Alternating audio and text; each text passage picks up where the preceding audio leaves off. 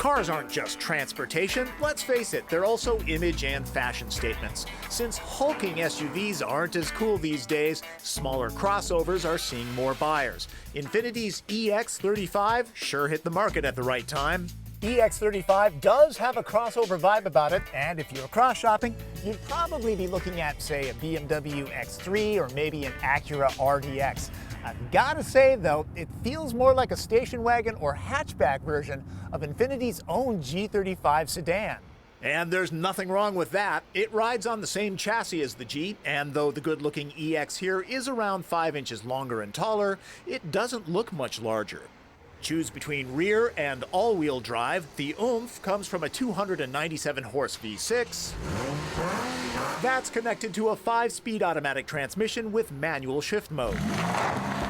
EX35 is pretty darn quick. With 0 to 60 times at around 6.5 seconds, it will beat the RDX and X3 to the grocery store, though that's not a responsible thing to do. Overall, the EX is quiet with a polished ride quality that never feels harsh. Still, with tenacious grip, it's fun to toss into a corner too. Rounding out the great driving dynamics are terrific anti-lock brakes. All this driving fun is done in a nicely trimmed space. The heated leather seats are very comfortable. All the popular luxury stuff is here, right down to the Infiniti clock that shows my boss I really was working at 3 o'clock.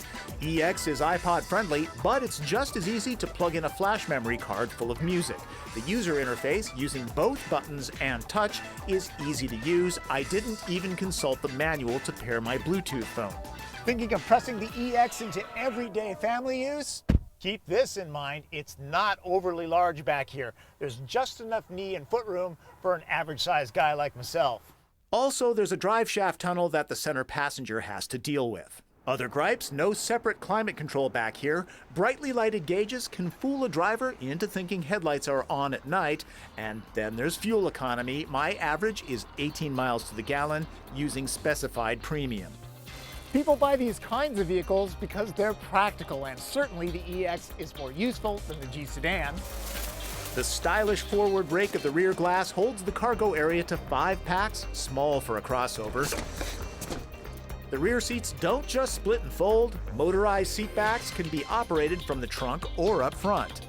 Summing up, the EX is refined, practical, and a hoot to drive. With its smaller rear dimensions, it seems designed for single people or couples with no kids.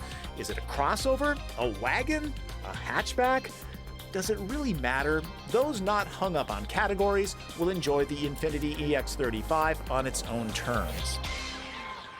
There's some tech stuff available on this car that's not on my $41,000 tester. A lane departure system will warn a driver if they do stuff like this. Remember, drowsy driving is nearly as bad as drunk driving.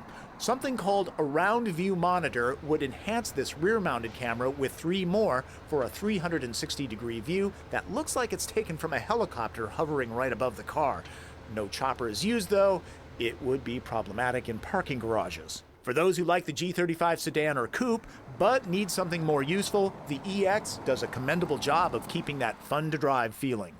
That's my opinion on the Infiniti EX35. If you want a longer written review, go to the website, www.nwcn.com/autos. And if you have a question about this or any other car, please feel free to write. There's a link to my email there. That's Drive. I'm Tom Volk.